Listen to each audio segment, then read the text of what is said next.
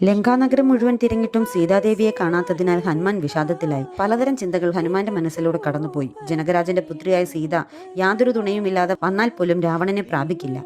അന്തപുരത്തിൽ സീതാദേവിയില്ല. ഇനി സീതയും കൊണ്ട് ബന്ധപ്പെട്ട് സഞ്ചരിക്കുന്ന സമയത്ത് രാവണന്റെ കയ്യിൽ നിന്നും സീതാദേവി വീണുപോയി കാണുമോ? അതോ ആകാശമാർഗം സഞ്ചരിക്കുമ്പോൾ സമുദ്രത്തെ കണ്ടു ഭയന്ന ദേവിയുടെ ഹൃദയം നിന്നുപോയിരിക്കുമോ?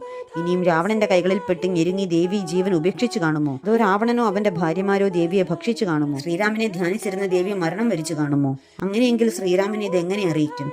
ഞാൻ ചെയ്ത സമുദ്രലംഘനവും ലങ്കാപ്രവേശനവും ഒക്കെ വെറുതെ ആകുമോ? സുഗ്രീവന്റെയും മറ്റു വാനരരുടെയും അടുത്തേക്ക് എങ്ങനെ പോകും? എന്തു പറയും? സീതാദേവിയെ ഞാൻ കണ്ടെത്തിയില്ല എന്ന് കേട്ടാൽ ശ്രീരാമൻ മരിക്കും. അത് താങ്ങാനാവാതെ ലക്ഷ്മണനും അതിനെ തുടർന്ന് ഭരതനും ശത്രുഘ്നനും മരിക്കും. അവരുടെ മാതാക്കളും മരിക്കും.